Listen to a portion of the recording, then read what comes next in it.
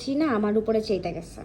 কাহিনীটা কি আমি আপনাদের একটু বলি। এই যে গুচিকে আমি বলছি কি যে ওকে আমি ফেলানো পাইছি, এখন সত্যিটা তো মেনে নিতে হবে তাই না? ওকে আমি হচ্ছে টগরের উপরে পেঁচানো পাইছি। শোনো আমি তোমাকে কাহিনী বলি, আগে শুনতে হবে, বাস্তবতা মেনে নিতে হবে। হ্যাঁ ধমক দিয়ে লাভ আছে।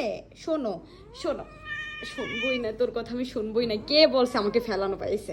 আমি ঘরের রানী, তুই হচ্ছিস চাকরানি তাই না?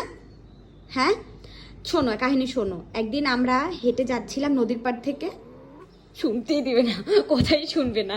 আরে ফেলানো পাইছি, শোন টোকাই, তুই বাসার ছোট মেয়ে, তোর ফেলানো পাইছি। হ্যাঁ মাশাল্লাহ।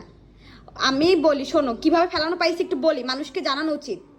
একদিন আমরা বাসার দিকে, শোনো আমরা সবাই একদিন ঘুরতে বের হয়েছি, দেন হচ্ছে নদীর পাড় থেকে হাঁটতেছিলাম, তখন দেখি কি তুমি পড়েছিলা সাদা একটা ছোট বিড়াল। তারপরে তোমার প্রতি আমাদের মায়া হয়ে গেছে, আমরা হচ্ছে তোমাকে নিয়ে চলে আসছি। এখন তুমি যে ঘরের ভিতরে এত পাট নাও, হুদাই পাট নিয়ে লাভ আছে?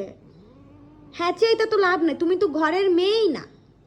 এই যে সব সম্পত্তি এগুলোর ভাগ তো তোমার হবে না, তো তুমি এত ভাব নাও কেন সবার উপরে? তোমাকে ফেলানো পাইছি, তুমি হচ্ছে টোকাই বিড়াল। হুম, তুমি টোকাই বিড়াল না?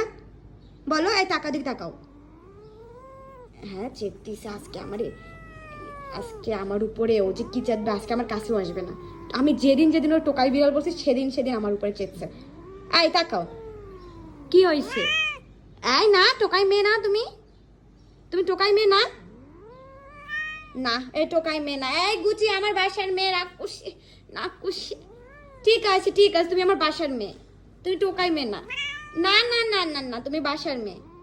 ওলে বাবালে, কষ্ট পাইছে।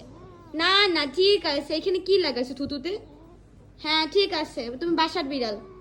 চেয়ে গেছে।